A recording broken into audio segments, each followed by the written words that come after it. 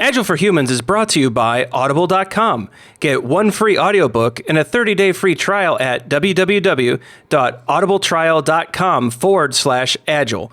Over 180,000 titles to choose from for your iPhone, Android, Kindle, or MP3 player, including Scrum, The Art of Doing Twice the Work in Half the Time by Jeff Sutherland, and Crucial Conversations by Carrie Patterson. Visit www.audibletrial.com/agile to enjoy your free audiobook today. Processes and tools dominate today's Agile discussions, but we are devoted to the individuals and interactions that make it work. From the beginner to the veteran practitioner, we have something for you. Welcome to Agile for Humans.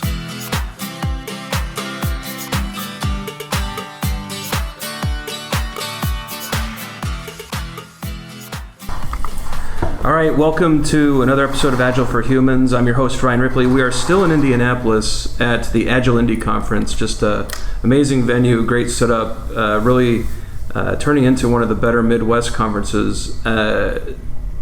Got the opportunity to speak with Josh Kerievsky. Josh, how are you? So glad you decided to join me on the show. Pleasure to be here. Thank you. I feel like I've talked to the majority of your staff at Industrial Logic. We have...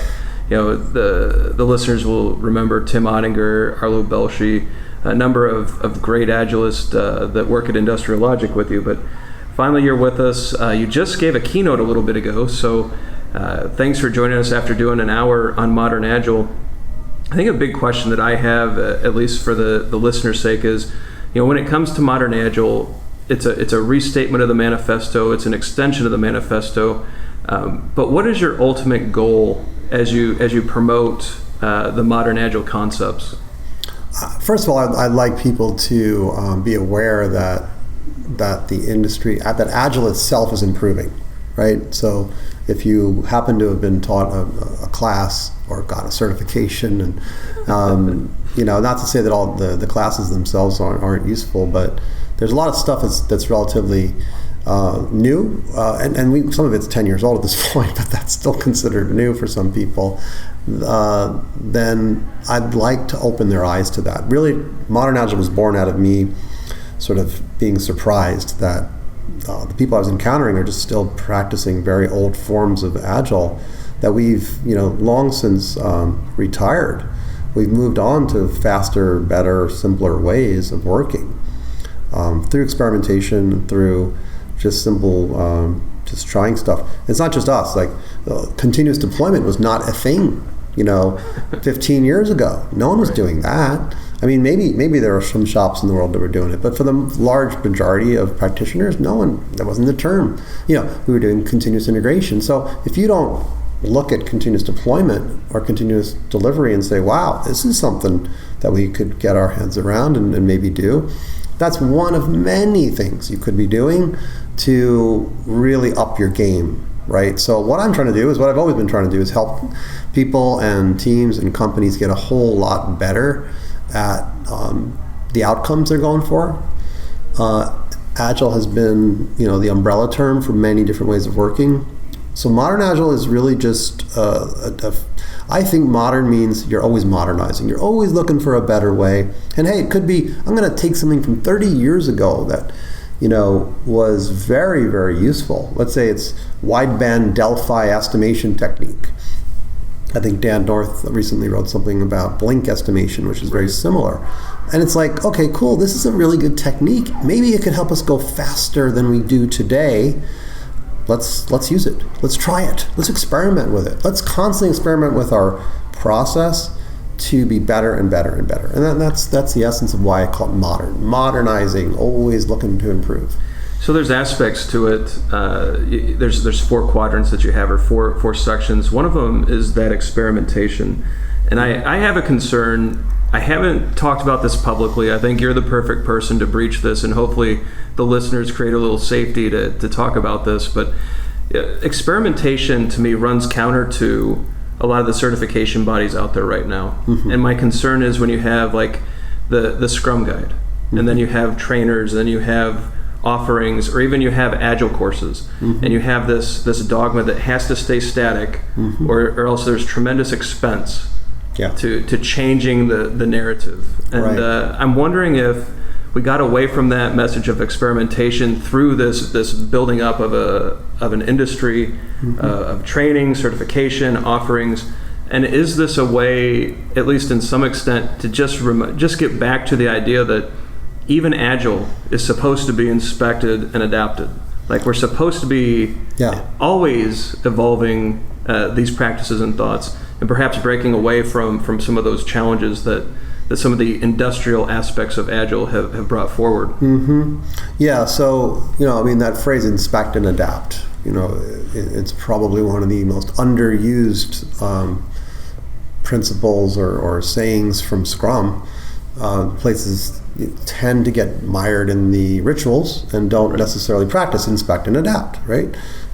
So, it is built in to things like Scrum, and Extreme Programming had this as well, but they were just not emphasized enough. With Eric Ries really turning Lean Startup into the concept of experiments and scientific method and all of that really changed the game, and making sure you treat your requirements as guesses that you need to experiment with as inexpensively and as rapidly as possible. So, I think there's these opposing forces, which is that more and more people and companies want to become Agile, right? Or as they say, do Agile. And do right off the bat, if they say do Agile, they mean like what are the 5 steps I follow, versus how do I become Agile, and how do I continue to get more Agile. So there's this competing, because like all these companies want to take advantage of it, especially when you got Harvard Business Review coming up and saying, everyone's going Agile. Right. Every company's looking around going, how about us? So the concept of scaling needs to be there, because you need to, I gave a speech, many years ago now at the big Agile conference. This was in Calgary at the time. I called it Commoditizing Agility. And it was the kind of title that could, bother people maybe, because the concept of commoditization usually connotates something bad. Sure. For a lot of people. Oh, that's been commoditized. But if you actually really study commoditization, it can be very, very good, or it can be very bad, right? Like let's talk about like a JUnit. Sure. It's a commodity. It's free. You use it. If you modify JUnit so that it has special things for you specifically, and then a new version comes out, you can't actually use the new version because you're already locked into your version. Guess what? You've decommoditized a commodity. And so commodities are you can build on top of commodities, right? Sure. Harley Davidson is known for being incredibly good at customizing motorcycles from commoditized parts and pieces.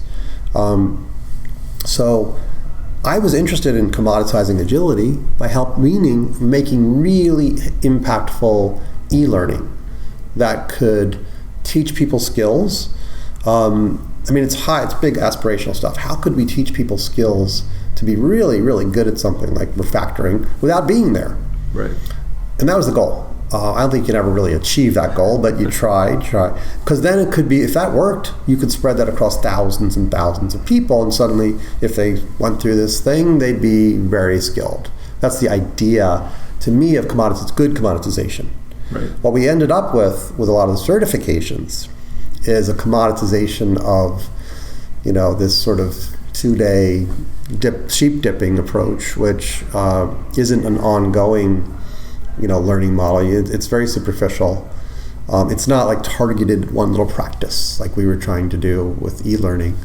And not say trying, we succeeded. We've hit, thousands of people have studied from our stuff. So yeah, how do you deal with the large scale of people wanting to become Agile versus ossifying the practice, right? Because things change, you get better, you learn, that old way, there's a better way to do it now. So I think the best companies remain, the best people, the best companies remain lifelong learners. There's the book, Peter Senge's book, the Learning Organization. Sure. No, the Fifth Element, which is about the learning organization. So continuous learning certainly plays into it. It's one of those that I tend to agree that if you're not inspecting, adapting, learning almost continually, back to there was a keynote this morning about companies that don't follow that will be gone in 7 years. Mm-hmm. In 2020, the bar will be so high that if you're not learning continually, your company won't make it past the 7-year mark. Yep. And they're saying that that's been on an accelerated path. Back in the 30s, a company could expect to last 70 years. Mm-hmm. And in the 50s, it shrunk down to 30, and it's an exponential line going. Right. And I find it interesting that while there is that, I think that's almost accepted now. I don't think anyone's arguing against that. But are you seeing the kind of investment in continuous learning at these large Fortune 1,000, 550, 10, whatever size that you pick? Mm-hmm. Are you actually seeing that kind of investment now? I am. The smart companies are definitely getting much more experimental. Sure. They are actually putting real money into experiments, trying things out. I'm seeing it's getting better and better. It really is. It's absolutely critical for this to occur. So things are shifting. I think the competitive pressures are such now that people really realize they've got to experiment. And they have to create a culture that allows for failure to occur, safe failure, the way I mentioned in the keynote Amazon does, treating the entire environment like a venture capital fund from which you expect there to be failures, and that the successes are going to easily pay for the failures. So, set up as many things as you can, expect failures, and it's okay. Yeah, I think the problem that some companies haven't grabbed onto yet is that the alternative, so if you're not going to set up the learning organization and continual learning, you're just going to get disrupted. Yeah, right? Yeah. I mean, that's just the cab industry. Mm-hmm. Never saw Uber coming. Right. Rideshare was thought as just unsafe, crazy. Yeah. They just pushed that to the side. Now suddenly, at least in Chicago, everyone's got the Uber app out. Mm-hmm. I mean, Uber's had some missteps lately. I think they'll get through it, or maybe Lyft will disrupt them. Yeah. But in any case, the cab is the last resort now, and I don't think anyone would have thought that as short as 3-4 years ago. Yeah, I mean, saw it with Blockbuster, same type of right. thing. They're resting on their laurels. They're not realizing that they need to try to put themselves out of business. This is the standard business wisdom: is sure. What can you do to put yourself out of business? Because you better start doing that. Right. That's real safety. That's making safety a prerequisite. Is to approach it like that. Andy Grove, only the paranoid survive, from Intel. That's the companies that really get ahead are constantly. Amazon is like saying, look, even before the customers ask us for something that is even cooler than what we provide, we're already working on it, thinking they're going to be like, oh yeah, that really cool thing they did, and now it's like, ho-hum, whatever, we're used to it. What's even better? Sure. Oh, well, I'll deliver you something in 30 minutes. And again, you're not asking for it, but they know you want it. Eventually we will want it, right? Right, so it's coming. Right. You've mentioned the word safety a few times, and actually this is what, Tim Oninger's a friend already. I would love talking to him on the podcast. He's on quite a bit. But when he started introducing me to Modern Agile, and he said that you guys have made safety a prerequisite, I instantly bought in. And I think this is actually, I hope this is actually the pillar or the section that people come back to years from now and say, this is what put us into the next phase. Yeah. Can you just go into, when people hear safety, I think they hear a lot of, there's physical safety, psychological safety, organizational safety. Mm-hmm. There's all sorts of different types of safety. Mm-hmm. What are you after with making safety a prerequisite? How do you see that in companies, and really, where does it actually take us to that next level? Yeah, so I think the light bulb moment for me with safety was with reading about Paul O'Neill's work at Alcoa, and this was in the book The Power of Habit. So if you read that book, it's a New York Times best-selling book by Charles Duhigg. The story is phenomenal. Paul became CEO of a 100-year-old company Okay. By 1986, it was 100 years old. And I don't want to give it all away, but long story short, he made worker safety his thing, the main, it wasn't a priority either, because priorities shift. He made safety a prerequisite at Alcoa. He said, he went around to every factory, he said, look, if you find something unsafe, fix it. Don't wait till next year's budget. I'll figure out a way to pay for it. And the workers, everything transformed there. It just blossomed. And you could also look at this as a way of saying, how did you make them self-organizing or give them autonomy? Well, now they have the autonomy to make their own work environment safer. This led them to be more valued and feel more valued. This led them to be more innovative. So innovation flourished there. The union stopped fighting because now they realized they had a guy looking after their people. So suddenly they could do a 7-year deal instead of banging heads every year on the union contract. Quality got better. Everything improved. And steadily the injuries went down. They were already acceptable when he joined. They were at acceptable levels for OSHA, the Occupational Safety and Hazard Administration. But they kept going down and down and down, and revenue just kept going up and up and up. And so it's an amazing story of changing a 100-year-old company. And he was there Polonia was there for 13 years. And when he left, the trends continued. So he really transformed it, not just like, the inspirational leader leaves and it goes back to what it was. No, that he changed the DNA of a 100-year-old company. So that blew my mind, and I started really thinking deeply about safety. And of course, I realized, hey, safety is in what we do in Agile. You could look at extreme programming and find all kinds of safety in there. Well, we were never really talking about it explicitly. And so when we started to talk about it explicitly, it became clear, there's financial safety. I love what Lean Startup talks about, is rapidly invalidating an idea instead of just building it first and then seeing if anyone wants it. Well, why don't we what's the fastest, cheapest, quickest way we can invalidate the idea so we don't even have to build it, potentially. That's financial safety. You're saving time, you're saving money, really important to businesses. Then there's reputational stuff, right? I remember we, once sold some of our e-learning to a customer, and that customer didn't end up using it much. It was just, they're too busy and didn't get used. I felt so bad for that purchaser because she got a kind of, black eye, if you will, for that particular purchase, because here she bought some shelfware. That made me feel bad for her. We weren't protecting her. So there's that level of safety there. There's the safety on the team, being able to have difficult conversations, that famous book, Difficult Conversations, or how to work in a psychologically safe environment, as you said. These things don't come easy. It takes some training, it takes some work to learn how to be safe psychologically. What Paul O'Neill would say too is that Alcoa, if there was an injury, they would get to the bottom of it. They'd come up with a solution for it, and then they didn't just fix it at that factory. They fixed it at all of their factories worldwide. I forget how many there were, but maybe 340 at the time. But they was like, we don't want this problem to ever occur in any one of our factories, so we're going to spend time getting the message out, fixing it. And he said this was our competitive advantage, that other companies couldn't do that as well. So they learned from a mistake, and they deployed that learning organization-wide. You're talking a big organization, big worldwide organization. So it was just utterly inspirational to me.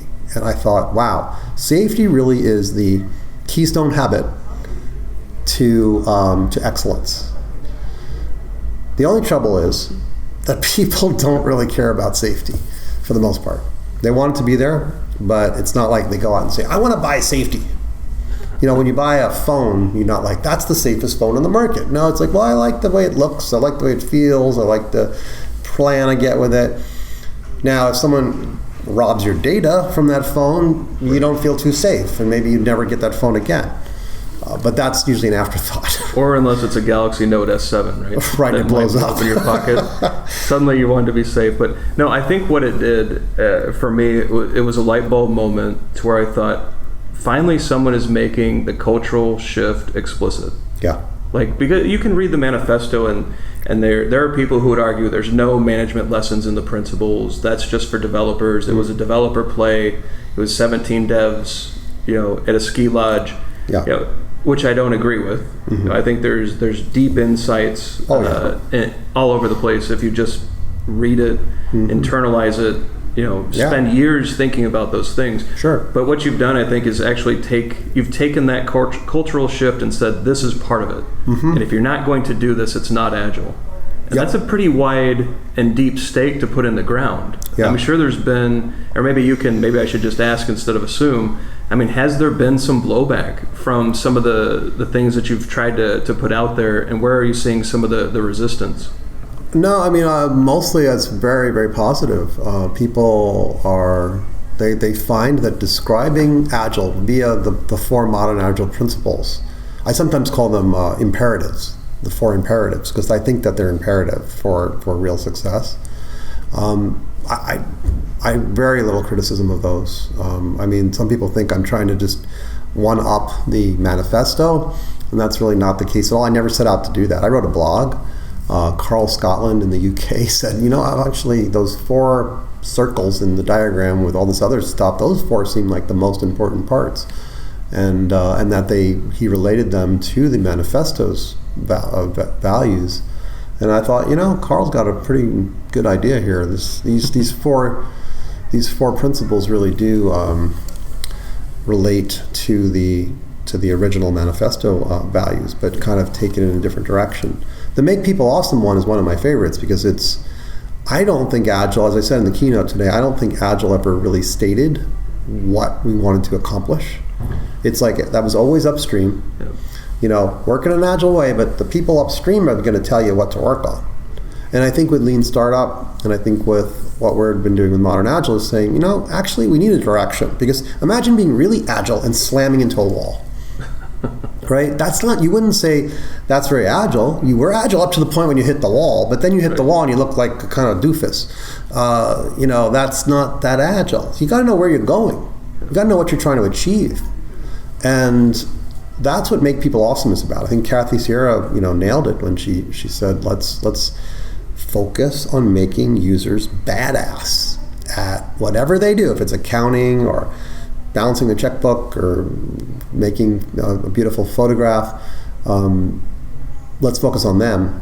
Modern Agile says, let's focus on them and also on the rest of the crew we work with, our teammates and our managers and stakeholders.